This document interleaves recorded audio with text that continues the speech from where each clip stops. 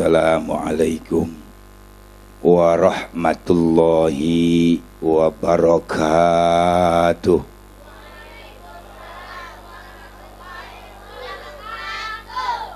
Ya Allah, salamnya sepi amat ya. Wih, jawab salam tuh wajib, kagak jawab dosa lu Paul. Lah jawab salam ogah banget dari mana ya? Sebentar, nggak lama. Assalamualaikum warahmatullahi wabarakatuh.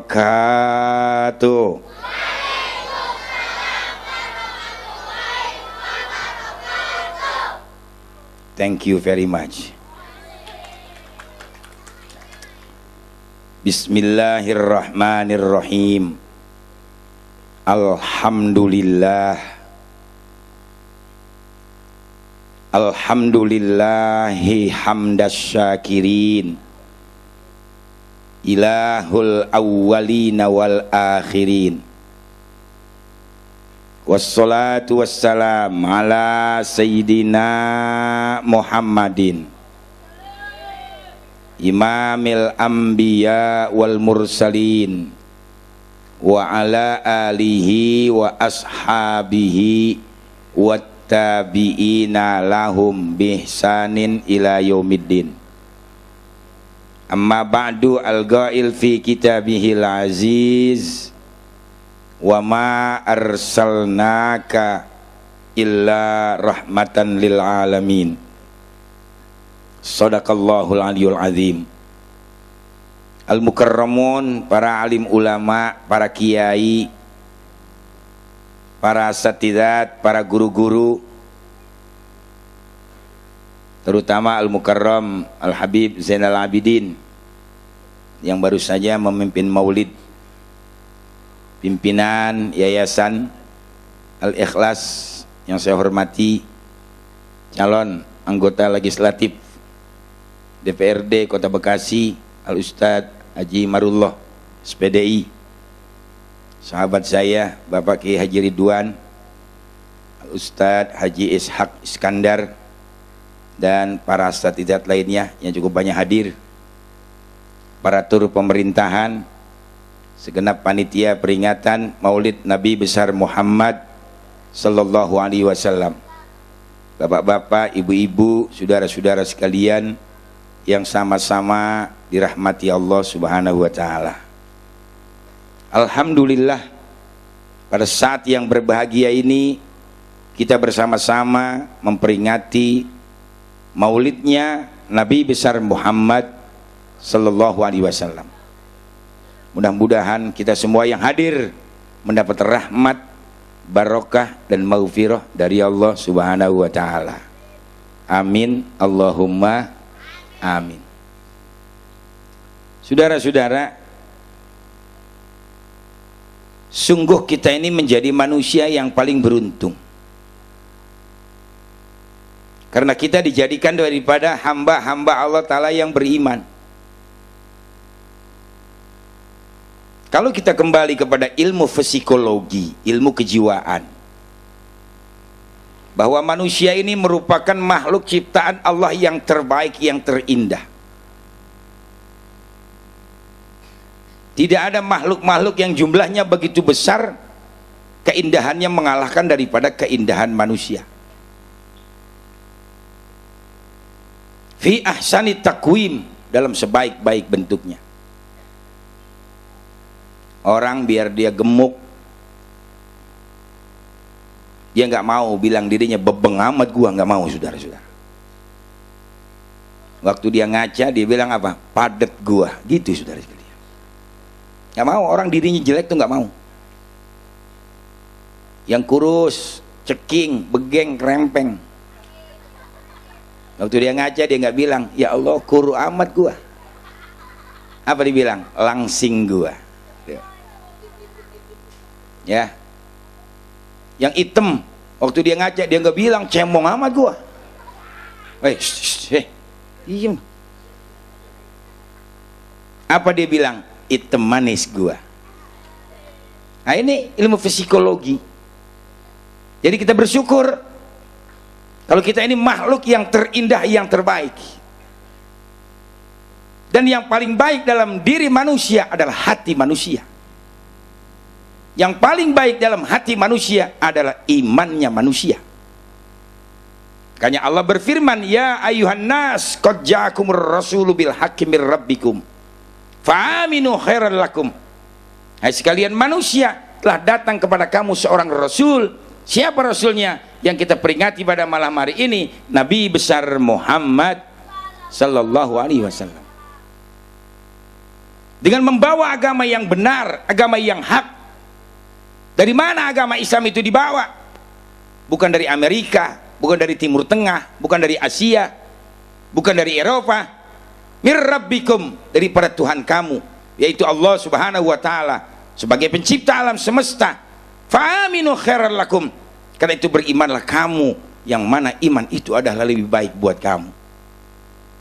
Sebab orang kalau sudah jadi kafir jadi jahat. Saudara-saudara,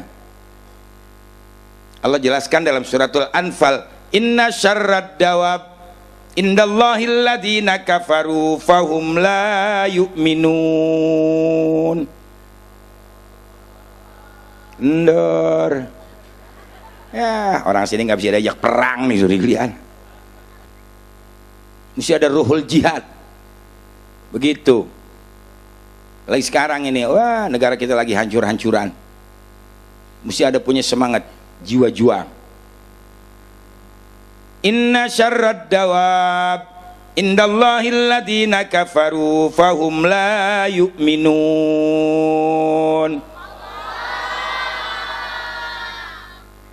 Sesungguhnya makhluk yang jahat di dunia ini bukan harimau, bukan singa, bukan biruang, bukan gajah, bukan ular-ular yang berbisa, bukan ikan-ikan yang buas di dalam lautan. Makhluk yang jahat di dunia ini adalah orang-orang kafir yang tidak mau beriman, yang tidak mau masuk ke dalam agama Islam. Hati-hati, mereka itu orang jahat, saudara-saudara sekalian.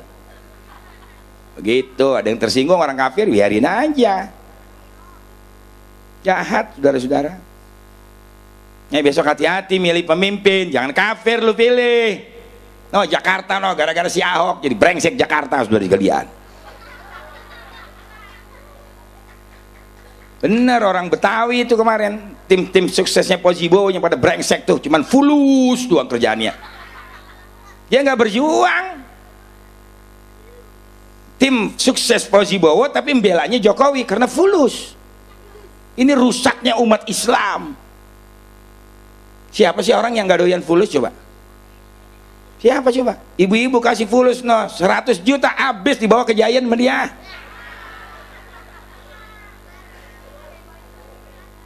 Semua orang suka sama fulus. Saudara-saudara sekalian, tiada orang yang tak suka pada yang bernama rupiah, kan begitu. Tapi bukan berarti dunia segalanya, fulus segalanya. Saudara-saudara, agama harus nomor satu. Dulu ada kiai nyarinya fulus melulu. Akhirnya apa, saudara sekalian? Ad-dunya bil fulus. Al-fulus yuhyin nufus. Ada fulus, ya nggak lulus. Kebanyakan fulus, mampus tuh. Sekarang kan banyak kan anggota dewan, jabat yang ditangkap-tangkapin, termasuk Akil Muhtar tuh. Itu gara-gara kebanyakan fulus ditangkap di penjara sekarang tuh. Iya, padahal Jimli As-Sidiki sudah bilang hukum gantung itu Akil Muhtar. Mestinya berani Indonesia, karena dia sendiri sudah berbicara, kalau nanti saya jadi ketua MK, saya korupsi, potong tangan saya, kata Akil Muhtar. Sekarang korupsinya coba gila-gilaan, saudara sekalian. Nggak pakai diadilin. Kalau model gua Akil Muhtar nggak perlu diadilin, langsung gua senderin di Monas, gua keluarin pistol, gua tembak, jeger gitu ya. Gua masukin dalam peti, gua kubur. Enak begitu. Atut no, ya nggak, si Wawan adanya tangkap, senderin di Monas, tembak, jeger, masukin peti, kuburin. 3 aja ditembak mati di Indonesia, kapok yang lainnya besok. Betul-betul. Makanya kita bela nih wakil-wakil rakyat Ini dari Ustadz nih, Ustadz Haji Marullah. Besok kita titip sama beliau kalau dia duduk menjadi wakil rakyat, supaya berjuang membersihkan itu semuanya. Amin. Begitu, saudara-saudara. Saya senang kalau ada orang Islam jadi wakil rakyat, duduk di legislatif. Saya bela pokoknya. Mau partai apa kek? Iya, silakan. Yang penting mazhabnya Ahlussunnah wal Jamaah. Mau Golkar, mau PDI, mau P3, mau PKB, yang penting calonnya Ahlussunnah wal Jamaah. Yang anti maulid gua gebukin, saudara-saudara kalian. Gak ada urusan saudara-saudara. Orang anti tahlil, anti maulid, mukanya aja muka neraka jahanam. Kagak enak dilihat orang begitu mukanya. Dikit-dikit bid'ah, dikit-dikit orang salah, hanya dia nggak bener-bener. Dia doang yang bener dewek. Sini lo ngaji sama gua, Paul, colok biji mata lo, bilang gitu dia. Ngomong asal gobleh aja, bid'ah pale lu peang. Ya enggak semua bid'ah dolalah. Makanya baca tuh Imam Ghazali, bid'ah ada 5, ada bid'ah wajib, ada bid'ah sunnah, ada bid'ah mubah, ada bid'ah makruh, ada bid'ah haram. Kalau kata orang Persis dulu, pokoknya yang namanya bid'ah mah semua dolalah. Ya dia goblok, kagak ngaji, saudara kalian.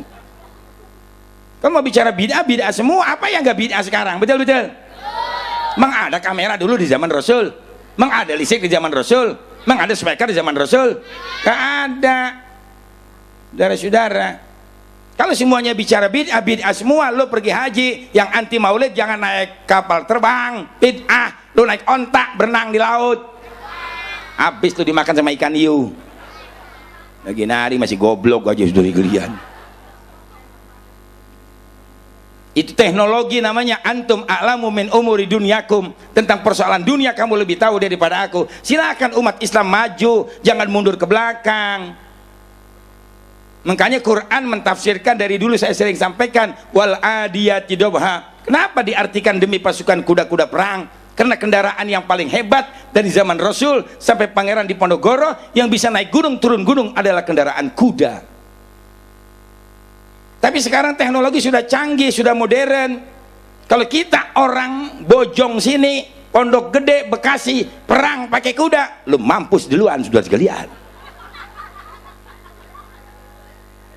Loh, kalau gitu Qurannya salah dong. Bukan Quran yang salah, terjemahnya yang boleh berubah tanpa mengurangi makna. Itulah kehebatan Al-Quran untuk sepanjang zaman. Kalau itu memang terjemahnya harus demi pasukan kuda-kuda perang, ayatnya bukan wal adiyat wal khuyul dobha. Khuyul jamak dari khail, kuda-kuda perang. Tapi Quran tidak akan pernah berubah sampai hari kiamat. Karena Allah bersumpah, berjanji, inna nahnu nazzalna dzikra wa inna lahu lahafizun. Aku yang turunkan Islam, aku yang turunkan Al-Quran, aku yang pelihara Islam dan Al-Quran. Silakan hai orientalis barat, silakan hai cendekiawan muslim, silakan hai para mujaddid, silakan orang-orang yang tidak suka kepada Islam, robah itu Al-Quran. Sampai hari kiamat Allah akan tetap memelihara, saudara sekalian, keaslian daripada Al-Quran, saudara-saudara. Karena Allah sudah berjanji memelihara, menjaga. Makanya Al-Quran berlaku sepanjang zaman. Ayatnya wal adiyat. Adiyat dari kata ada, ya'du, maknanya menerjang, menerobos. Maka sekarang sesuai dengan abad teknologi, wal adiyat artinya demi pasukan rudal, demi pasukan panser, demi pasukan roket, Islam dan Al-Quran tidak pernah ketinggalan zaman. Allahu Akbar. Itu saudara-saudara, dijelasin. Jadi ini teknologi. Jangan dikit-dikit bid'ah. Kalau mau bicara bid'ah, Quran juga bid'ah. Makanya Imam Ghazali mengatakan penulisan Al-Quran bid'ah yang diwajibkan, penulisan hadis bid'ah yang diwajibkan. Kalau tidak ada bid'ah, tidak ada Islam di Indonesia. Karena Al-Quran ditulisnya bukan di zaman Nabi, di zaman Khalifah yang pertama, Abu Bakar Siddiq radhiyallahu an. Atas usulan Sayyidina Umar, karena banyaknya ahli menghafal Al-Quran yang mati terbunuh, maka Sayyidina Umar mengusulkan agar Quran segera ditulis. Kalau tidak, Quran akan hilang. Dipanggillah sekretaris Nabi yang bernama Zaid bin Sabit. Dia kumpulkan itu Al-Quran dari pelepah korma, dari tulang belulang, dari kulit-kulit binatang, dari batu-batu, dari hati para sahabat. Karena mereka sudah hafal Al-Quran. Berapa lama? 24 tahun baru terjadi yang namanya Mushaf Utsmani. Dulu Quran tidak ada titiknya, nggak ada barisnya. Ada titik, ada barisnya, salah mulu kita ngaji. Iya, saya ngajarin orang di kampung Utan, Ciracas, susah banget. Dari maghrib sampai jam 10. Alhamdulillahirabbil alamin. Dia bilang alkamdu, alkamdu juga sama dia. Orang Jawa kan begitu, nggak bisa nyebut hak. Sama alamin ngalamin dikata. Alhamdulillahirabbil ngalamin. Sampai saya minta beliin papan tulis, saya jelasin tuh, Pak bukan K, H, alhamdu, bukan nga, a, tapi agak dalam dikit. Karena memang orang Jawa, guru saya di Gontor namanya Syafaat, dipanggilnya Pangat. Satu lagi namanya Ustadz Ismail, dipanggilnya Pamangil, gitu kalian. Ya kalau cuma dialek sih nggak apa-apa, dialog begini, tapi baca Quran nggak boleh. Kita harus ikut Quran, jangan Quran ikut kita. Jadi kiai kondang seumur umur ngomong Allah aja nggak becus, masih Allah, Allah, Allah, Allah. Kiai kondang nyebut Allah nggak becus, lu ngundang juga, ya marah umat Islam. Saya kadang-kadang bingung sama anak muda, Pak. Ada orang baru masuk Islam diundang suruh ceramah, lah sunat juga belum. Udah mau ceramain kita, kapan ngajinya lu, kata gitu. Susah orang kita kadang-kadang. Sebenarnya mau balik TV, kagak ada yang lulus sekolah itu gue lihat. Kalau gue sebutin jadi riba nanti katanya, gue sombong sendiri. Cepot aja sekolah cuma kelas 3 di Darul Rahman tuh cepot sudah gelian. Tuh sedikit gue terangin deh biar lu pada paham. Di Solmed tuh tanya mau petanda hobar kagak becus dia sudah gelian. Udah segitu aja, gue nggak panjangin dah. Cuman lu kadang-kadang maunya yang begitu, 15 juta lu bayar, gue mah 5 juta aja ngulet lu sudah dikelian. Wah, hujan banjir sampai pagi oleh 5 juta ini sudah dikelian. Ya emang kalau kelas serdadu ya begini saudara-saudara, bagian tukang perang. Saudara-saudara, jadi Quran diberi titik itu baru pada tahun 65 Hijriah. Sebab kalau gak dikasih titik bingung bacanya. Ba, tak, sa kita nggak bisa bedain. Makanya dikasih titik, ba 1 di bawah, tak 2 di atas, sa 3 di atas supaya gampang bacanya. Tuh kalau bicara bid'ah, titik Al-Quran, bid'ah, tolol. Saya kata gitu dari kalian. Karena zaman Nabi tidak ada saudara-saudara. Emang ngomong orang begitu mah kagak enak, jengkelin, mestinya dipegang lehernya, tampol palanya dari kalian. Baru enak saudara-saudara. Enak kalau ngomong orang gitu, Pak. Iya. Orang saya sembahyang pakai usoli aja pakai ditanya. Ustadz, kenapa sih sembahyang pakai usoli? Udah gini hari masih pakai usoli sembahyang. Sengaja emang saya pancing, saya khutbah di Bapindo, tempat Edi Tamsil dulu. Makan duit dari kalian. Di Tamsil, Cina. Sekarang ganti Bank Mandiri, ada UGM, jadi yang sembahyang pakai jas dasi semua. Yang pakai pici itu cuma 2% yang sembahyang, gundul semua. Saya khutbah pakaian begini. Sengaja habis khutbah saya sembahyang jadi imam pakai usolli fardul jum'ati rakaataini. Adaan imaman mustaqbilal Ka'bah lillahi ta'ala Allahu Akbar. Sengaja. Pasti ada reaksi. Selesai Jumat bener didatengin saya. Ustadz, saya mau tanya, kenapa tadi sembahyang pakai usolli saya dengar gitu. Emang kenapa? Takut batal, nggak sah? Ya enggak sih, yang saya tahu Nabi sembahyang nggak pakai usolli kata dia. Saya balik tanya, emang lu pernah sembahyang sama Nabi? Nggak bisa jawab dia, diem aja tuh dia. Makanya Anda ngaji dulu, belajar urusan agama, urusan saya udah 40 tahun ngaji, saya bilangin. Jangan menyalahkan orang, belajar dulu. Memang tidak semua mazhab pakai usolli, yang pakai usolli cuma Imam Syafi'i. Untuk apa Imam Syafi'i pakai usolli? Supaya orang beriman mulut sama hati sama, begitu maknanya.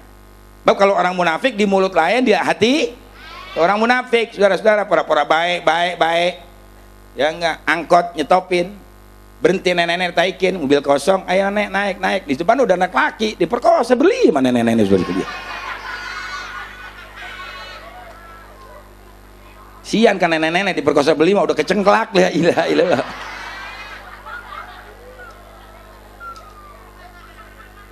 Orang munafik, lidah lain, hati. Kalau Imam Syafi'i maksudnya apa? Supaya lidah dengan hati sama. Saya bilang begitu. Dan usolli ini di luar sholat, saya bilang bukan di dalam sholat. Sama orang yang bertanya, kalau di dalam sholat boleh Anda membatalkan sholat saya. Allahu Akbar, usolli fardul jum'ati, batal. Di dalam sholat. Ini kan di luar sholat. Saya bilang bukan di dalam sholat. Nyanyi juga boleh, ya enggak? Nyanyi boleh sebelum sholat. Bilal sudah qomat, imam sudah berdiri, makmum sudah siap mau sholat, imam nyanyi dulu. Untuk apa kau menyintaiku, orang yang tak punya apa-apa? Kau akan kecewa setelah kau tahu siapa aku yang sesungguhnya. Untuk apa kau menyintaiku? Allahu Akbar. Boleh, kiai batal orang nyanyi di luar sholat. Mau Habib mana, kiai mana, ayo debat sama saya tuh kalian. Orang nyanyi di luar sholat. Cuman gue mau tanya, siapa yang ngajarin lu sembahyang begitu? Itulah jawaban buat orang-orang yang model kayak begitu, buat kalian. Kayak saya pernah ditanya, Ustadz kenapa sama istri batal? Kan sudah jadi istri kita, sudah menikah, sama kambing nggak batal. Kata dia begitu. Saya jawab, Pak Haji kawin aja sama kambing. Ya. Rasain loh, sudah gue bilangin. Enak aja dia, asal gue beli aja. Jadi jawaban orang begitu mestinya.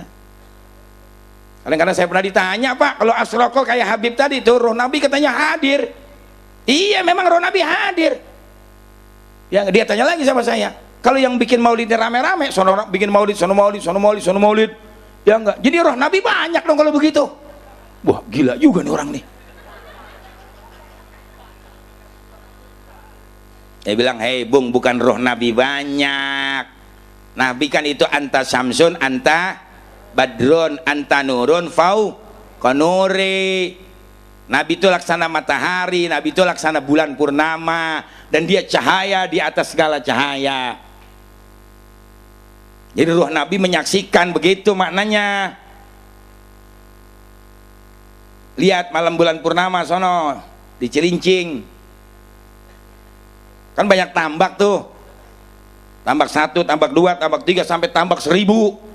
Pas malam bulan purnama, lu ngimpleng tuh ke tambak yang nomor 1. Ada nggak tuh bayangan bulan? Ada. Kolom kedua ada. Kolom ketiga, padahal kan bulan cuma 1. Itu maknanya roh Nabi hadir. Anta samsun, anta badrun. Emang sama orang begitu mengenekin. Yang enak emang dipegang lehernya, tampol palanya, cemplungin ke empang dari kalian. Paling enak ngomong orang begitu, saudara-saudara. Orang mukanya juga nggak enak, orang begitu mukanya nggak enak kita lihat. Coba lihat aja, periksa muka dia tuh, nggak ada yang enak mukanya dilihat. Iya, ngaku doang partai-partainya bersih, nggak ada partai yang bersih. Saudara-saudara, ini saya titip nih sama calon-calon wakil rakyat, besok duduk di sana berjuang untuk Islam. Begitu mestinya, niat untuk berjuang. Kalau partai emang gak ada yang bersih, Pak. PKS aja ngaku paling bersih partainya, solid, nggak anti korup. Lah itu daging sapi sampai kekenyangan, sampai muntah dia.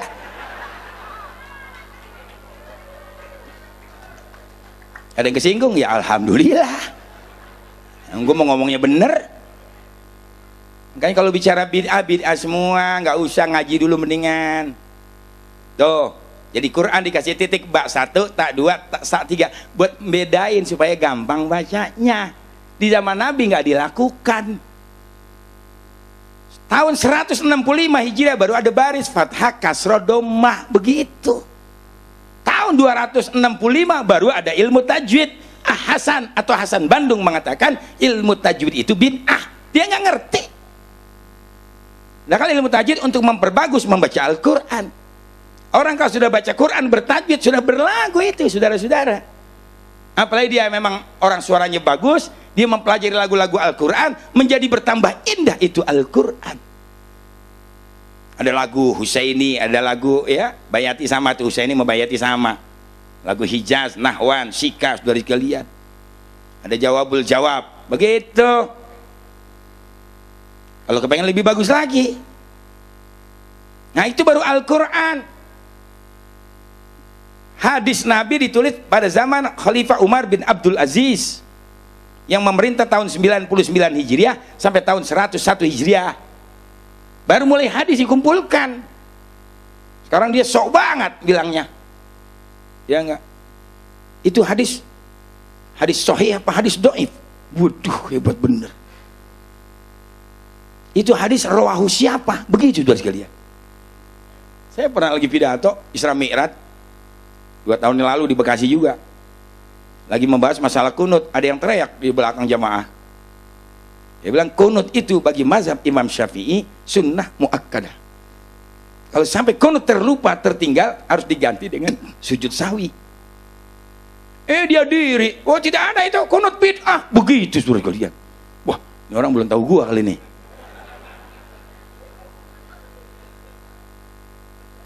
Langsung saya jawab, saya ngomong baik-baik. Bung, sekarang yang punya hak bicara cuma saya. Saya terhormat diundang bagi mubalik untuk memberikan ceramah Isra wal Mi'raj. Kalau Anda mau berbicara, nanti selesai saya berbicara. Jangan merasa Anda benar. Nanti selesai saya bicara, ya kita bertemu di sini berdua, saya bilangin. Awas lu. Ya enggak, gua pleter lu, kabur lu waktu itu sekalian. Takutan kabur, ngilang dari kalian. Saya suruh cari ojek paranin. Hampir mau diketok sama pistol sama saya waktu itu dari kalian. Dan enak bener saya. Itu kunut ada hadisnya. Punya kitabnya di rumah? Punya. Apa? Subul Salam? Punya.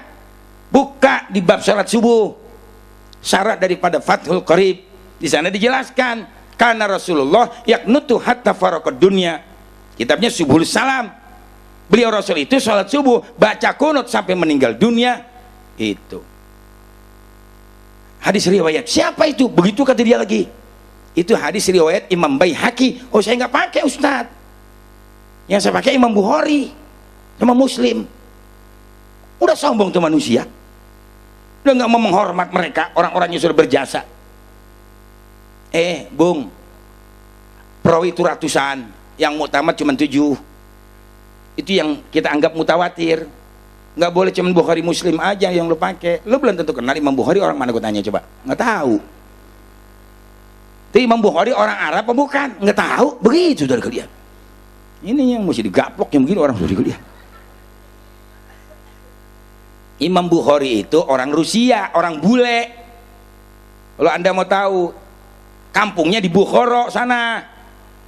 Makanya sekarang di Rusia, di Bukhara itu dibuatkan masjid Imam Bukhari yang begitu megah dan indah, yang terbaik sedunia saudara sekalian. Karena jasa beliau mengumpulkan hadis sebanyak 60.000 hadis yang kemudian disingkat menjadi 6.000 menjadi 3.000 hadis sahih Imam Bukhari. Lu nggak kenal Imam Bukhari, gua kata itu. Yang lu kenal Bukhari tukang gerobak, gua kata itu sekalian. Emang ngomong sama orang begitu mah ngenekin dari kalian. Terakhir waktu datang ke rumah saya, saudara-saudara, karena begini aja dah, lu gak usah repot-repot. Kita perlombaan baca Quran sama saya berdua. Lu ngaji, gue jadi juri, ntar gue ngaji, lu jadi juri. Di sini berdua aja sih bilangin. Gue pengen dengar lu pintar apa kagak, gue gitu. Sama-sama bisa baca kitab yang ada barisnya. Sama-sama bisa baca kitab yang ada barisnya, yang gundul. Orang gitu makan gak belajar nahu. Sama-sama bisa juga lu emang orang pintar, kita ke lapangan berdua. Ngapain Pak? Berantem. Buat itu juga lihat. Enak bener udah saya sudah lihat. Soalnya orang udah saya ukur, ini mah 1 jurus, 2 jurus paling banyak nih saya. Iya. Gitu. Akhirnya kabur ketakutan. Saya kemarin mau jual sabun Pak, begitu akhirnya.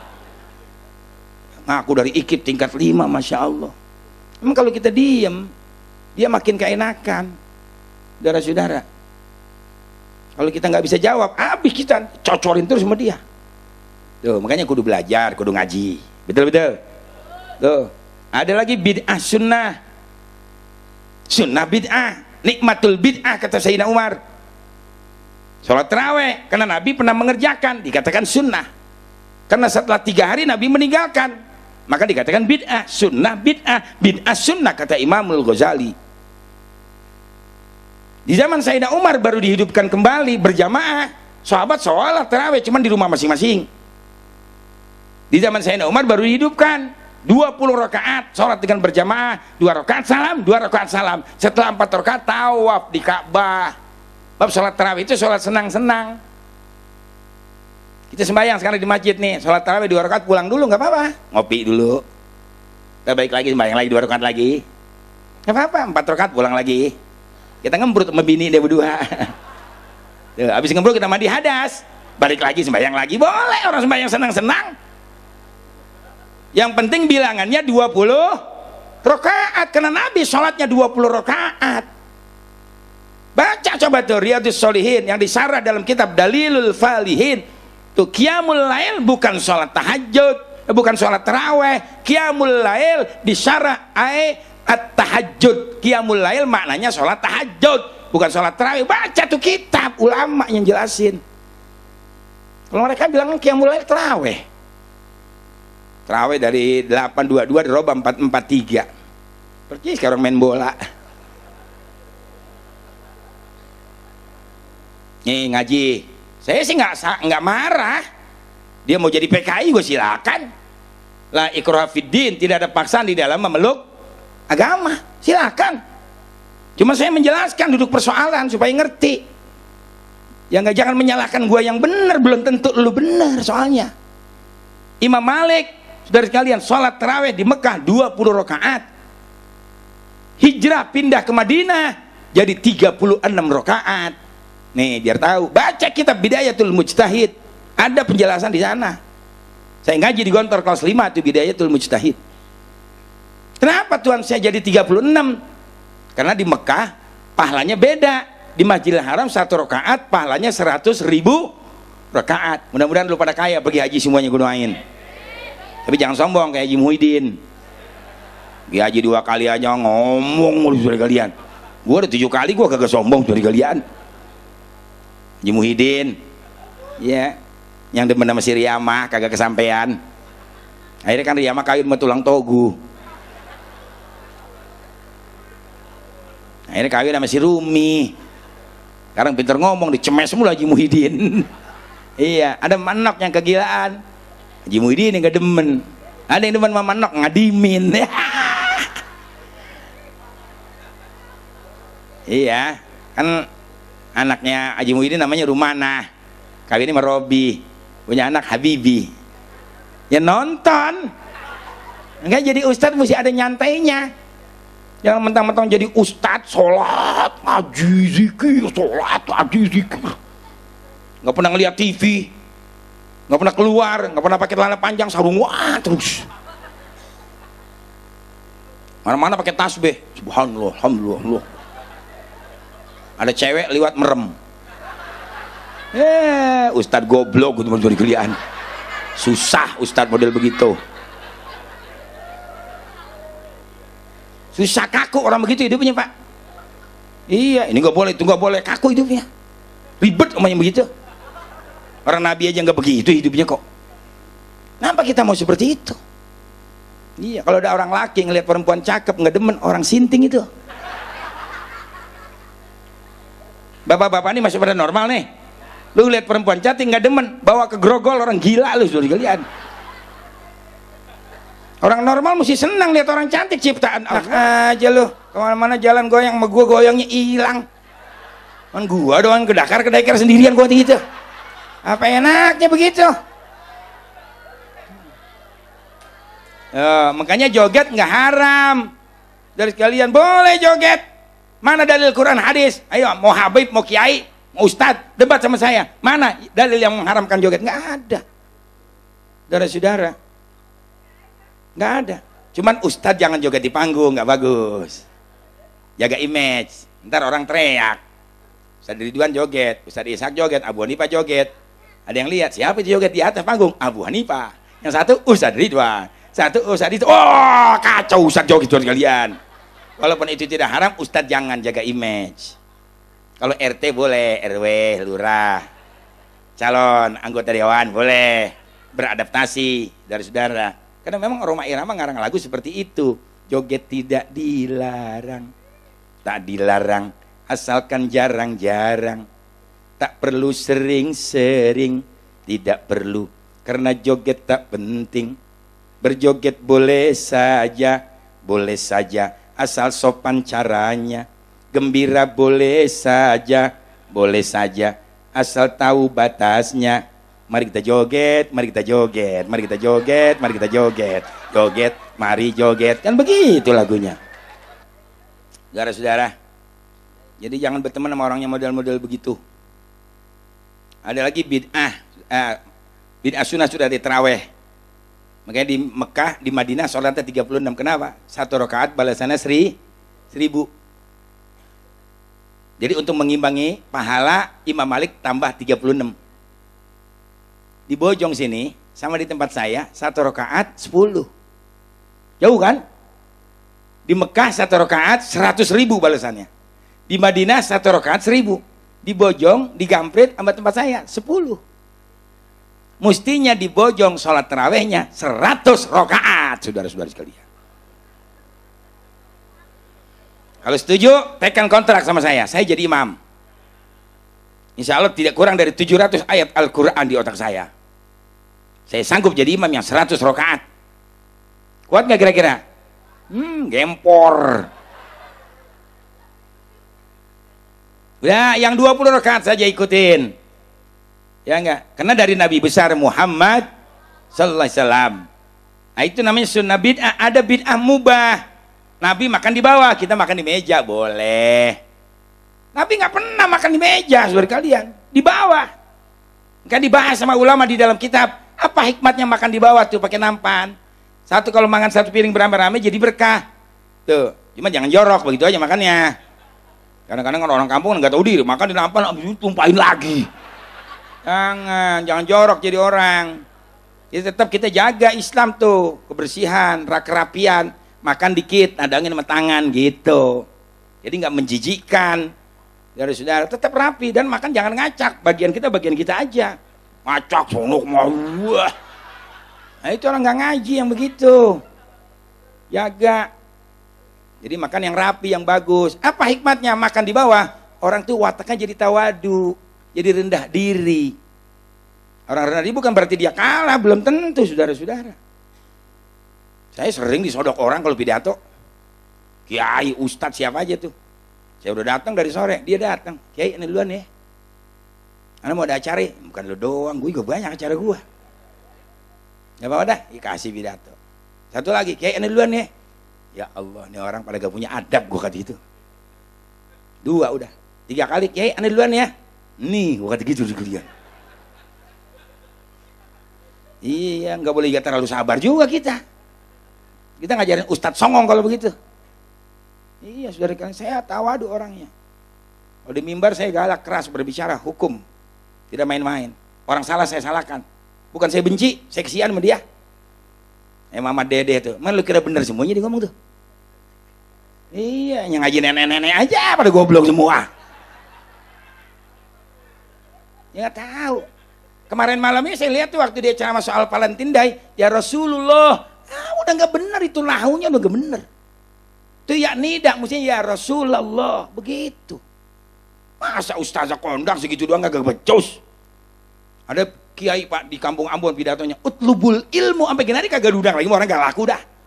Utlubul ilmu, ngaji di mana lu? Tuh. Iya, utlub kan fi'il amr, saudara kalian. Al ilma jadi maf'ul, mestinya ilma bukan ilmu. Sedikit banyaknya mesti ngerti, namanya ustad. Ini jadi mubalik, nggak sembarangan. Nah kemarin ditanya tuh, ada saya lihat di TV, bukan ngegibah, bukan ngomongin. Mamah Dedeh, saya mau tanya, kopi luwak itu bagaimana hukumnya? Itu haram karena itu tai musang, begitu kata dia. Kata Mama Dedeh. Jadi white coffee itu haram, lu jangan minum. Mazhabnya Mama Dedeh jangan minum lu. Karena dia bilang itu kopi musang haram, tai musang. Kenapa dia bilang haram? Karena dia nggak ngerti ilmu usul fikih, ilmu fikih. Saudara-saudara, itu biji kopi benda jumud, benda keras, ya nggak bisa diserap oleh air. Sama dengan ibu-ibu, bapak-bapak, anaknya nelen gundu. Tahu nggak gundu? Lereng, koleci, kocok, gundu namanya. Ya nggak? Ditelan tuh, masuk ke perut, nyampur sama tokai. Besok pagi keluar. Kita comot, kita cuci tuh. Kita kantongin lagi bawa sholat. Siapa enggak? Kan tai orang. Makanya belajar usul fikih. Boleh itu gundu diambil, dicuci, sudah bersih, kantongin, bawa sholat. Kenapa? Karena dia benda jumud, tidak bisa diserap oleh benda cair. Asalnya dia suci, maka kembali menjadi suci. Sama dengan uang 1.000, masuk ke mulut, nyampur sama tokai, pagi keluar, besok pagi keluar tuh duit 1.000, ambil, comot, cuci, belanjain. Halal apa enggak? Halal, saudara sekalian. Kan tai orang. Karena itu duit benda jumud, tidak bisa diserap. Asalnya dia halal, belanjain. Biji kopi juga sama, Mamah Dedeh, saya bilang begitu. Karena musang hanya memakan kulit kopinya saja. Yang matang-matang dimakan. Biji tidak bisa dicerna. Biji tidak bisa diserap. Besok pagi dia keluar. Memang hitungannya tai musang. Tapi biji kopi dia nggak bisa diserap. Diambil tuh biji kopi tai musang itu. Dicuci, dibersihkan, digiling. Jadi kopi halal Mamah Dedeh. Saya bilang begitu tuh kalian. Lu ngaji pada goblok semua waktu itu, saudara. Iya. Daging akekah kata dia nggak boleh dibagi-bagi kecuali yang tahlil aja. Dari mana dalilnya? Di Qurratul A'yun lagi tuh ngomong, kalau ada orang meninggal dunia taziah pakai baju hitam haram hukumnya. Dari mana dalilnya? Itu muridnya si Junaidi Al-Baghdadi yang bilang agama semua bener. Kan ada tuh di Cibitung dulu, sekarang pindah ke Kerawang. Ini saya ganti namanya, bukan Junaidi Al-Baghdadi, Junaidi Al-Jemberi, saudara kalian. Nggak tahu, orang lagi pada stinting semua ya. Yang gitu dibilang wali, saudara-saudara. Allahu Akbar, kalau kita nggak ngaji kita ini hancur, saudara-saudara. Nah, kaum muslimin dan muslimat yang dirahmati Allah, bukan saya kepengen benar sendiri, tidak. Saya belajar, saya ngaji. Dan wajib kita sampaikan kepada umat. Kayak si Maulana ditanya tuh, yang jamaah ditanya tuh, Ustadz, bagaimana kalau istri saya ya nggak sebagai penyanyi dangdut, kerjanya di diskotik, halal apa haram? Tergantung niatnya, begitu dari kalian. Ntar lu pada jadi cabul, tergantung niatnya. Gue menggirangin aki-aki. Enak bener asal gobleh aja. Ini yang jadi rusak nih. Makanya Nabi sudah khawatirkan nanti di akhir zaman bakal banyak ahli-ahli berbicara, tapi mereka nggak ngerti hukum yang sebenarnya. Saya pidato sudah 30 tahun. Tidak ada habaib kiai yang koreksi pidato saya dari dulu. Karena saya boleh belajar, boleh ngaji. Dan saya hafalkan betul, saudara sekalian. Jadi nggak sembarangan menyampaikan hukum di hadapan umat. Nanti kita mau wariskan ilmu yang salah. Nah, billah. Makanya berlanjut. Bid'ah mubah, ada bid'ah makruh. Gitu. Nabi nggak suka bau-bauan. Ya, ada lagi bid'ah haram. Itu yang sekarang udah hilang sih. Dulu banyak di sini. Kalau mau nyunatin pasang ancak, ngawinin pasang ancak, setan dikasih makan. Kalau di daerah Pak, di Subang, di mana kalau mau potong padi pendem pala kambing. Kalau di daerah eretan mau nangkap ikan itu buang pala kerbau. Sampai 5 tuh pala kerbau dibuang. Itu saya, habis saya basmi semuanya itu di pinggir-pinggir laut. Ya nggak di Subang semuanya itu, saudara kalian. Yang anaknya menjadi TKI. Di sana kan begitu kebanyakan, Subang, Bandung, Jawa Barat, Cianjur. Anak pada kerja jadi TKI. Saya bilang kalau anak kerja di Arab bukan kerja sama Arab, dikerjain Arab. Saya kata gitu terus dia. Ayo pulang pada bunting. Nah itu di Subang banyak banget buktinya, sekarang saya tahu tempatnya. Ya enggak. Orang Subang kerja di Arab, pulang bunting, anaknya Arab semua juga dikalian. Karena mereka menganggap kita itu budak di sana. Udah di sini punya suami. Kayak jangan dah, kalau bisa di sini aja, biar gaji 100.000 berkah di sini. Amin. Lagi pembantu mau kaya di mana ada tulisannya, saudara sekalian. Orang jadi pembantu mau kaya, jangan ngimpi, saudara-saudara. Gua aja tukang pidato tiap malam begini 5 juta, 10 juta, nggak kaya-kaya begini hari. Iya.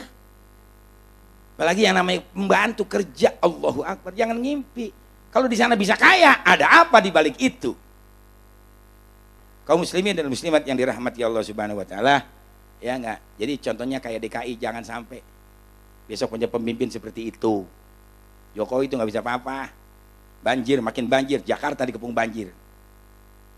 Dia nggak bisa melaksanakan janjinya. Macet dibilangin bakal hilang, sekarang makin macet Jakarta. Dia nggak bisa melaksanakan janjinya. Makanya satu-satu jalan pernah dia berbuat, mengatakan di koran saya baca, mobil dari DKI dari Bekasi nggak boleh masuk ke Jakarta supaya tidak macet. Bagaimana? Orang ekonomi kok. Itu cuman dalil-dalil ilmu goblok gitu. Itu si Jokowi Widodo, gubernur goblok gitu, lihat. Oh, saya di Jakarta ngomong begini Pak tiap hari. Saya pernah ngomong di depan para Intel dan Ramil Koramil karena dia diundang sama Ormas Betawi nggak datang, wakilnya nggak datang, duitnya nggak datang. Saya pidato, saya maki-maki sudah sekalian. Intel dan Ramil semuanya Koramil sampai mau Jokowi Widodo sampai gue bilangin. Jangan sampai gue santet tadi gue matiin buat itu. Sialan tuh orang gue itu diundang sama masyarakat Betawi nggak datang. Ini kan Jakarta masyarakatnya Betawi. Sekarang begitu akhirnya. Cuma topeng monyet doang dia bersihin. Siapa juga bisa topeng monyet Pak. Ada duitnya lagi DKI ya dibayar 7,5 juta satu monyet, buang ke kebun binatang. Orangnya pulang ke Indramayu Zone, dipindah lagi. Ya enggak. Tuh, nah sekarang si Ahok nih wakilnya. Cina saudara sekalian. Begitu dia jadi wakil gubernur, dia berbicara KTP di Jakarta dan seluruh Indonesia kalau perlu, tidak perlu ditulis di KTP agama. Tuh si Ahok kalau mau tahu. Kan brengsek tuh wakil gubernur. Ini saya omelin orang Jakarta, lu sih kemarin pada nyoblos dia, lu goblok lu waktu itu sekalian. Ya cuman saya nggak setan-setanin doang saudara-saudara. Yang kedua apa dibilang Pak si Ahok nih? Dia bilang keramat tunggak PSK mesti dihidupkan lagi. Siapa yang tidak setuju dengan pendapat saya itu orang munafik kata si Ahok. Kan keramat tunggak sudah dirubah sama Sutiyoso dengan Pozibowo menjadi Islamic Center, dari tempat haram jadah menjadi tempat sajadah, kan bagus. Sekarang Ahok jadi wakil gubernur mau dihidupkan lagi itu pelacuran di keramat tunggak. Apa nggak jadi sialan, dangkalan sialan ini saudara-saudara. Kan gue ingetin malu besok nih. Ya nggak, sebelum Jakarta urusan Jakarta, cuman gue maksudnya kemarin ngepeknya nih. Besok pemilihan presiden, lu kudu hati-hati biar bener. Saya kalau mau duit, kemarin udah ditelepon sama satu kandidat untuk memberikan dukungan. Tinggal Kiai mau bilang jumlahnya berapa. Ya 500 ke bawah Pak Kiai targetnya, mau 400, mau 300. Siap mendukung satu kandidat jadi presiden, saya dapat uang ratusan juta saudara sekalian. Saya tidak mau. Karena saya pikirkan negara bangsa ini. Tuh, ada calonnya Abu Rizal, kan gitu ya. Jokowi katanya mau dicalonkan besok nih sama Mega. Sebab kalau Mega nyalonin dia kalah, nenek-nenek. Ya kalau Jokowi jadi calon presiden yang girang si Ahok, maka Jakarta gubernurnya Cina, saudara sekalian. Banyak habib, banyak ulama, banyak pesantren, banyak masjid, banyak majelis taklim, gubernurnya Cina. Bayangin saudara-saudara. Tuh, kalau mau tahu, ada lagi calon presiden, Surya Paloh. Menggebu-gebu. Ada lagi Prabowo. Dari sekalian, ada lagi Wiranto. Ya enggak? Nah, ini yang saya khawatir nih, Wiranto. Kenapa? Sama Wirantonya enggak khawatir. Nah, dia Islam. Dia mantan Panglima ABRI bintang 5. Wakilnya yang gua ngeri saudara sekalian. Aritanu Sudibyo, Cina Yahudi itu saudara-saudara. Dia orang kaya, dia punya 3 media. Ini biar tahu. Jangan asal pilih besoknya. Ntar terpilih dia, karena orang Cina pasti milih dia semua. Nggak bakal Cina milih orang kita saudara-saudara. Kemarin pemilihan gubernur di Jakarta itu, Cina yang udah mau mampus nyoblos saudara sekalian. Padahal kalau pemilu dia golput tuh seumur umur, tapi giliran calonnya Cina dia nyoblos, udah nggak bisa jalan, dibawa nyoblos dari dia. Karena suara satu mahal. Nah besok ini Cina pasti Kristen nyoblosnya ke sana. Tuh saudara biar tahu. Itu yang saya khawatir. Begitu Wiranto jadi presiden, 6 bulan Wiranto mati. Nih dengerin, Kan tidak mustahil kan? Uji aja 40 tahun meninggal, Habib Muzir 40 tahun meninggal, Kiai Zainuddin sebelum 60 tahun sudah meninggal. Tidak mustahil, Pak Wiranto sudah tua jadi presiden, 6 bulan meninggal. Naik Cina jadi presiden si Aritanu. Mau jadi apa Indonesia? Hei, pikirin semua. Bukan main-main ini bicara. Resikonya ditangkap, saudara sekalian. Resikonya nyawa, saudara-saudara. Tapi demi keselamatan bangsa dan negara. Ya enggak? Siapa yang berjuang mengusir Belanda? Siapa yang berjuang mengusir Jepang? Betul-betul. Siapa itu? Datuk kita, nenek moyang kita. Saudara sekalian, jangan karena fulus. Datuk kita, nenek moyang kita kerja rodi, kerja paksa. Begitu selesai sama Belanda diberondong, dikubur dalam keadaan seperti itu. Ingat sejarah. Jepang lebih sadis. Saudara-saudara sekalian, berapa banyak darah yang menetes di bumi ini untuk mencapai kemerdekaan, mengusir Belanda dan Jepang. Siapa yang berjuang? Datuk kita, nenek moyang kita. Ya enggak? Di dalam lagu Om aja enggak ada Cina. 135 juta penduduk Indonesia, terdiri dari macam suku bangsa, itulah Indonesia. Betawinya, Makassarnya, Sundanya, Jawanya, Batak, Ambon, Dayak, Cina kagak ada, saudara sekalian. Ya, biar paham kalian. Ini berjuang, apalagi orang kafir di luar Islam. Kata Allah, ya ayyuhallazina amanu la tattahizul yahuda wan nasara auliya ba'duhum auliya'u ba'din wa man tawallahum minkum fa innahum minhum. Hai orang yang beriman, jangan kau pilih orang-orang Yahudi, orang Nasrani untuk jadi pemimpin di atas dunia ini. Siapa di antara kalian yang milih mereka, kalian sama termasuk kelompok-kelompok dia. Kalau kalian mati saat mereka jadi pemimpin, kalian mati dalam kekafiran, saudara-saudari kalian. Oh, saya begini dakwah, Pak. Jadi kalau waktu serius saya. Cuman gak ada yang berani ngundang gua di TV. TV meledak pidato begini, saudara sekalian. Iya. Gak ada. Nah, ada lagi calon Rhoma Irama. Gak ada lagi. Siapa lagi yang terbaik? Yang imannya kuat, Islamnya kuat? Ibu-ibu teriak, nanti laki gua kawin melulu. Laki lu kagak kawin, laki lu miskin, saudara sekalian. Orang kawin punya nyali, kagak sembarangan. Terus ada dua makin nggak kawin-kawin, saudara sekalian. Bininya atu-atu juga, saudara-saudara. Kenapa? Kecil nyalinya. Nggak berani. Benar, enggak semua orang bisa. Yang bisa kawin cuman kiai yang punya nyali itu juga. Dua, yang kiainya udah berkelas. Kalau kiai tukang tahlil mah nggak berani dah. Emang bini muda lu mau kasih makan berkat doang. Kiai yang udah kondang biasanya begitu, berani. Yang kedua, saudara, orang kaya itu yang punya nyali, yang nggak punya banyak orang kaya, bininya satu, nggak berani, kecil. Tuh. Yang ketiga, yang punya bini dua tuh orang nekat, saudara-saudara. Baru. Waktu saya tinggal di Pasaiban, Hansip bininya dua, kan nekat, saudara kalian. Memang kerjanya orang sama, bini dua tuh Hansip, la ilaha illallah. Nah, makanya ibu-ibu semua sama dengan istri saya. Kalau ibu-ibu takut suaminya kawin lagi, servisnya biar bener, makanya ampere naikin. Itu yang saya minta. Pengen suami nggak kawin lagi, ibu-ibu semaunya nyeduh kopi air termos, kopi cap gentong, diseduh, ngambang, diminum, nyelip di gigi, ya bergeledek tuh bini, saudara kalian. Jangan, layanin suami yang bagus, begitu maksud saya, servis. Makan temenin, bodoh amat sih itu, gue udah jedogin lo, makan syukur kagak udah. Jangan begitu jadi bini, tidak boleh, jadi enggak nikmat rumah tangga. Dikit-dikit sama pembantu, dikit-dikit sama pembantu, akhirnya pembantunya bunting, elunya sendiri nyerahin pembantu melulu. Pembantunya cakep lagi demplon, ya udah pas dah. Kalau perlu tiap hari lu pergi sono kata lakinya gitu, saudara sekalian. Jangan, servis, ya enggak. Mana-mana rapi, tidur sama laki, celana robek, ya elah. Daster somplak, hutang penitinya 7. Jangan. Ya ntar pulang dari sini nih ibu-ibu yang muda-muda nih, bilang sama suaminya, Bang Haji pulang maulid nih mumpung masih wangi. Kalau perlu ditambahin lagi nih, wangiin lagi nih. Itu. Jangan pulang dari sini nggak permisi lagi, langsung kencing, pakai daster, tidur, pakai remason, sama balsem.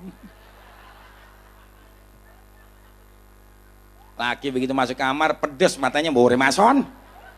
Oh balsam, si cowboy yang udah kenceng juga mati lagi sudah dikidian.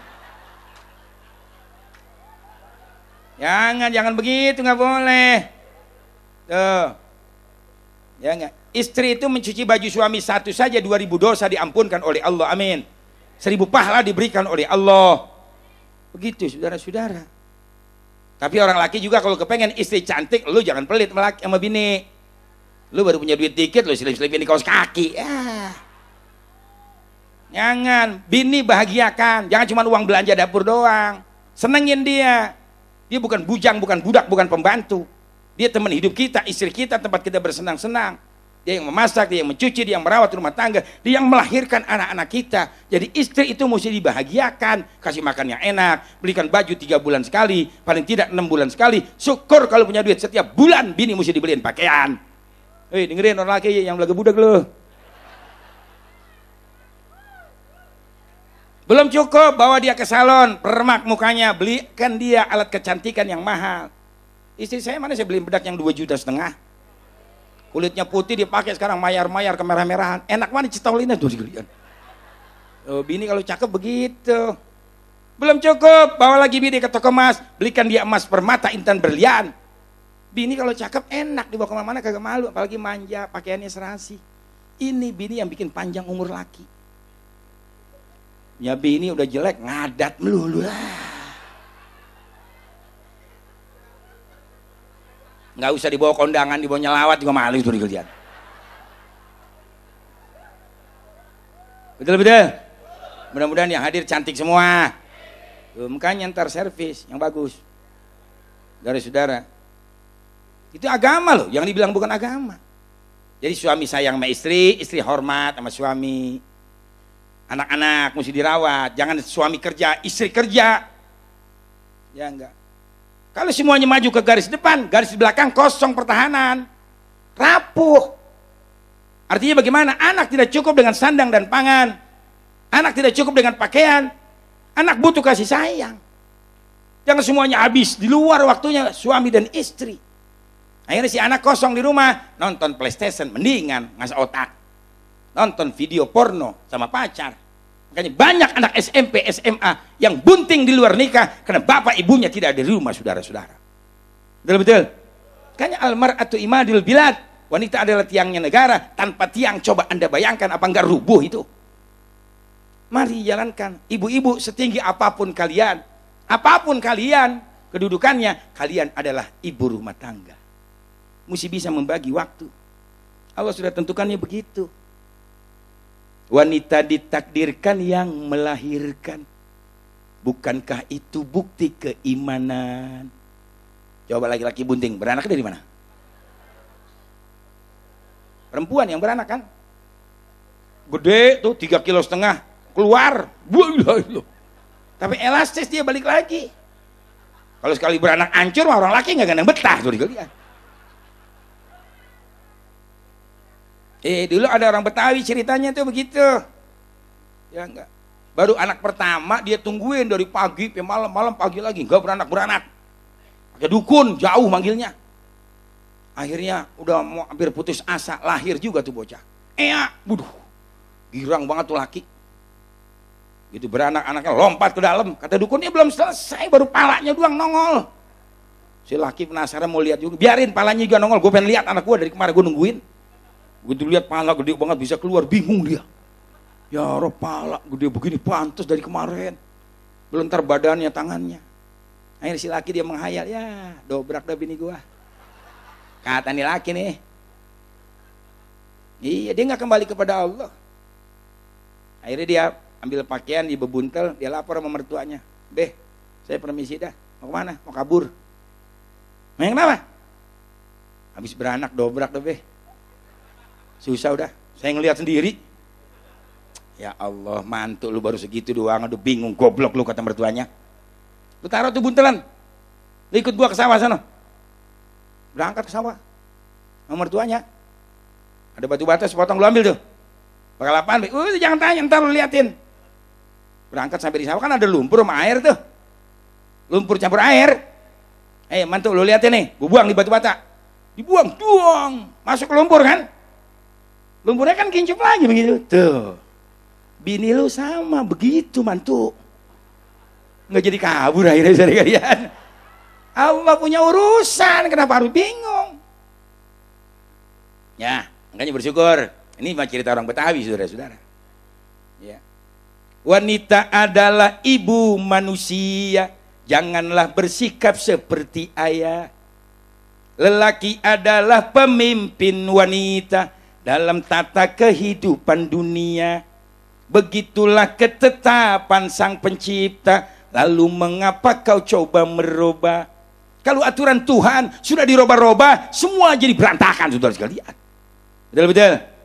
Makanya Rhoma Irama lagunya aja udah belajar kita itu. Makanya besok pilih presiden, jangan salah, Rhoma Irama, saudara-saudara sekalian. Man sayang sih orangnya pulang ini, saudara sekalian. Gue belain dia pulang, saudara-saudara. Ya besok gomelin melalui sekretaris, saudara sekalian. Iya, kita mau belain tiap malam, saya belain dia, saudara-saudara. Saya nggak pernah nanya gue mau dibagi berapa. Yang penting orang Islam di sana, begitu maksud saya. Sampai dalil-dalil nyanyinya saya bawa dengan Al-Quran semua. Iya, dia orang pinter, bukan orang bodoh. Bahasa Inggris, bahasa Arab, bahasa India. Dia ngerti Islam. Dia fasih, kalau jadi imam enak bener itu, saudara kalian. Suaranya enak. Saya kalau satu hari nggak denger lagu Oma, pening pala saya, saudara. Ya di kaset saya itu di mobil lagunya Roma semua. Nggak bisa saya, mesti nyetel lagu dia kalau jalan. Mau jumbuat aja udah pakai jubah, saya mesti nyetel lagu dangdut, Rhoma Irama. Memang banyak ilmu dan enak gitu. Jadi otak kita jadi sejuk. Ya, jadi nggak terlalu tegang kita hidup. Makanya ada 50 lagu di otak saya. Saya hafal lagu-lagu Rhoma Irama. Iya. Terbayang masih terbayang.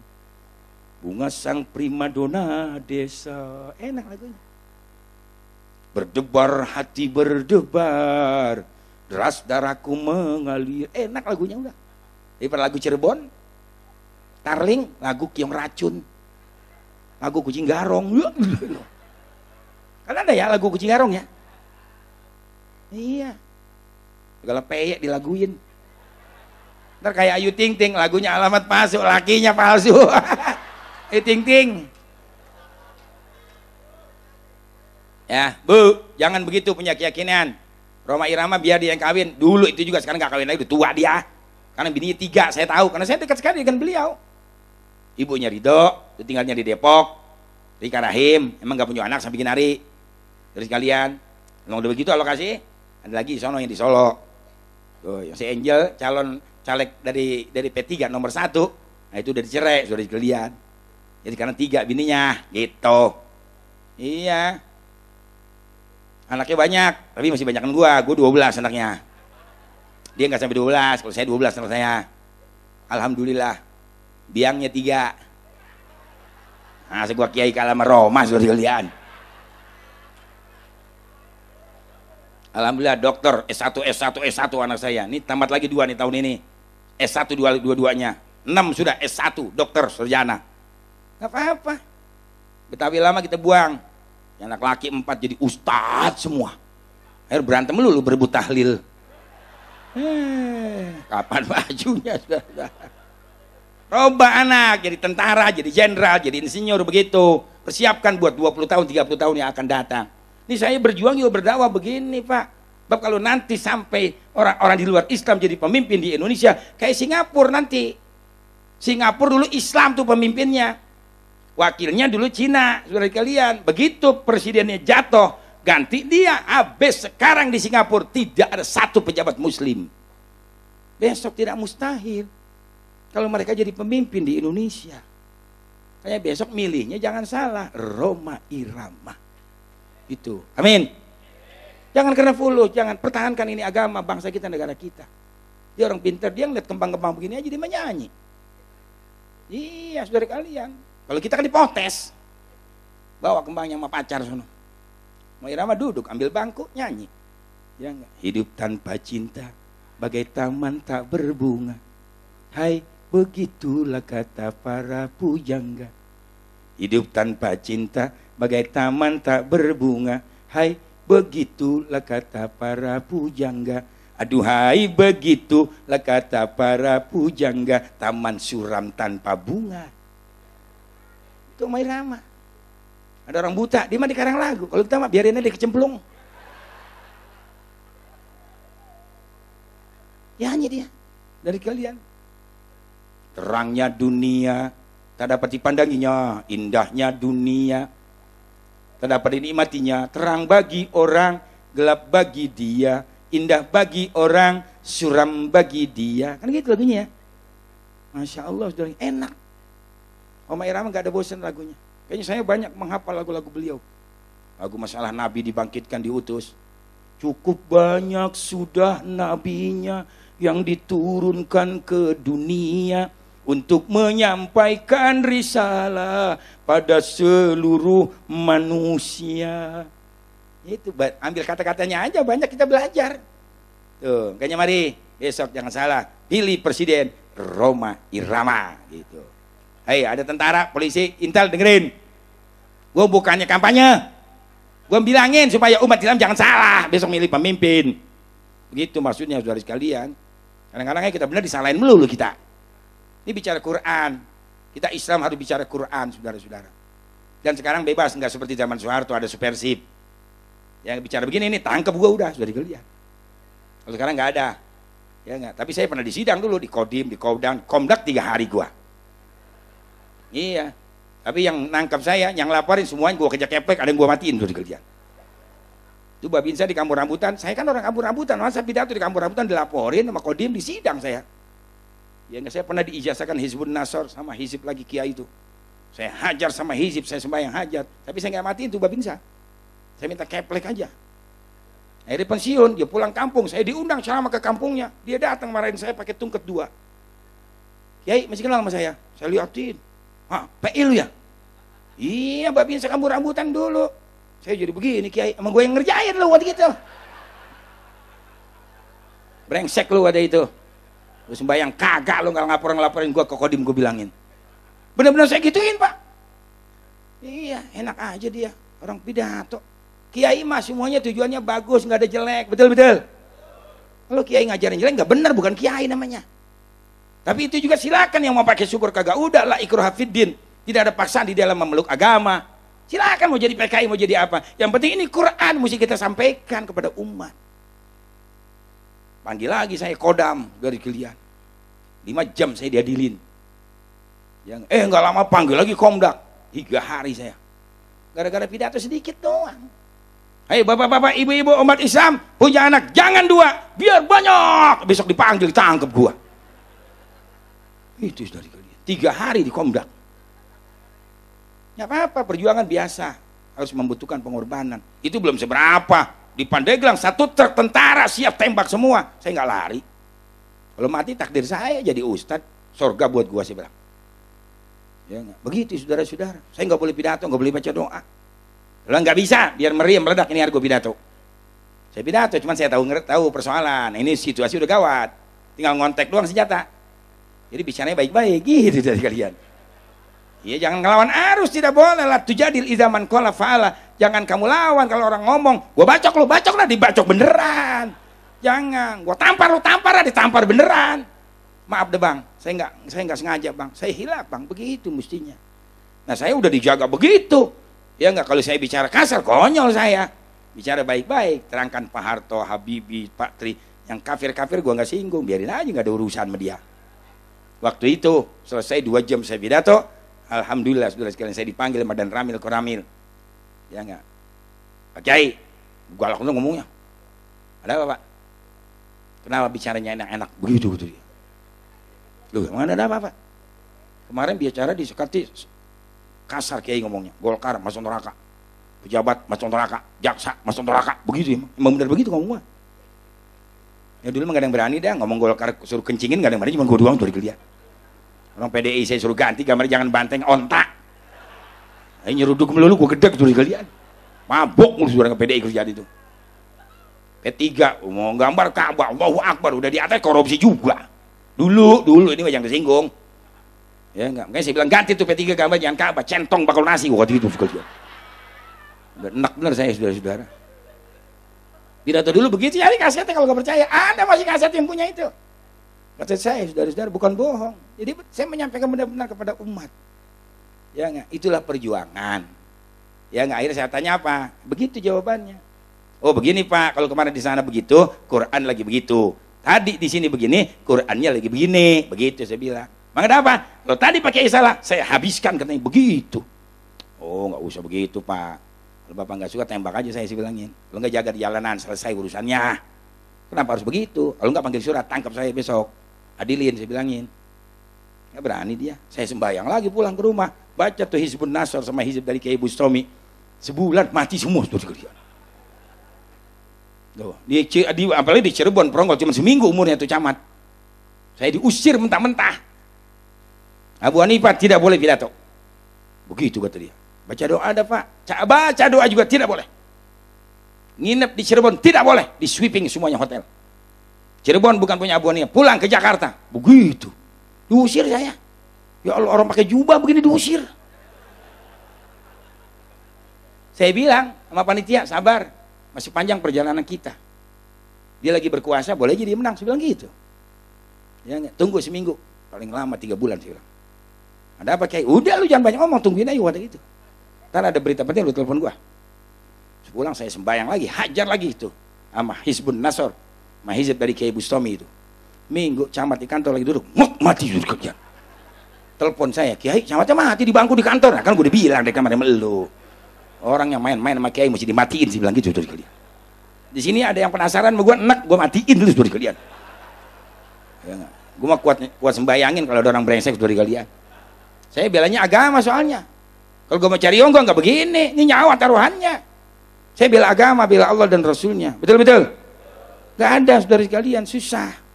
Ya, tapi saya yakin Allah tetap membela saya, saudara-saudara. Saya yakin li'ilai kalimatil, hanya untuk meninggikan kalimat Allah Subhanahu Wa Taala. Yang terakhir, karena manusia semuanya terakhir masih bakal mati kembali kepada Allah. Kalau sudah kembali kepada Allah, apa yang dibawa? Tidak lain hanya iman dan amal. Gak ada. Ibu-ibu tuh pakai gelang banyak. Kalau bisa meninggal duluan, habis gelangnya dicopotin sama lakinya. Kawin lagi. Orang laki mabuk. Kalau bini mati sini nangis, sini jalalatan sudah lihat. Muar orang laki begitu. Kalau orang perempuan cintanya murni, sejati. Lakinya meninggal, habis iddah ada yang lamar, dia nggak terima tuh orang perempuan. Gimana? Lu menerima nggak lamaran si Anu tuh? Enggak, saya masih ingat malaki saya.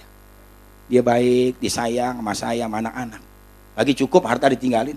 Saya belum mau kawin. Perempuan, jujur. Kecuali perempuan prisek, lain lagi deh, saudara sekalian. Iya, yang model Tanto Heni. Yang dipotong-potong, masukin dalam koper, dibuang, saudara sekalian. Itu prisek orang, udah 70 tahun. Ngangkang mulu kerjaannya. Allahu Akbar, saudara sekalian. Itu orang prisek, itu saudara sekalian. Iya. Kalau ibu-ibu kita mah nggak begitu, saudara-saudara. Makanya Allah adil, yang mati laki duluan. Awas nih, hati-hati nih. Perempuan belakangan meninggalnya. Gitu. Apalagi sekarang umur 40 tahun, lagi diincar sama Israel sudah sekalian. Umur lagi 40 tahun sudah sekalian. Itu uji 40 tahun. Bib Munzir 40 tahun. Mana teman saya di Belaraja 39 tahun. Awas tuh Pak, umur 40 tahun. Israel lagi ngincer sudah sekalian. Kalau saya udah liwat, udah 57 tahun. Selamat gue saudara sekalian. Ya, kayaknya ibadat biar benar, amin. Ngaji biar benar besok. Ya enggak, masjidnya ramein tuh, siarkan semua. Gitu. Kalau udah mati nggak ada yang dibawa. Dari kamar yang indah, kasur empuk tilam putih, kini harus berpindah, terkubur dalam perut bumi. Tuh, sebujur bangkai lagunya.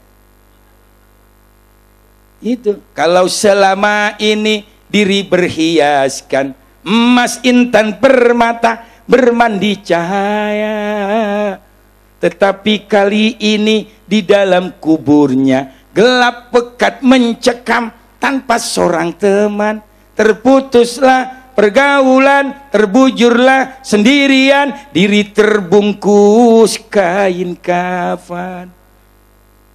Om aja nggak bisa pidato begini nyanyiin lagunya sudah sekalian. Makanya dia pelukin saya habis pidato, dikasih 5 juta gua sama dia. Marah nih Jati Asih. Dia 20, saya 5 juta. Mas saya mau ngomongnya mau cari Ridwan paling gak enak dah, sama temen sering undang. Mereka kemarin mau ngomong nih, gue mau dikasih berapa begitu dari kalian. Kasih cenggok mulu gue suruh dari kalian. Ya Allah udah keringetan babak belur, sempak udah lepek semua tuh. Caleg yang beneran dikit ini ya.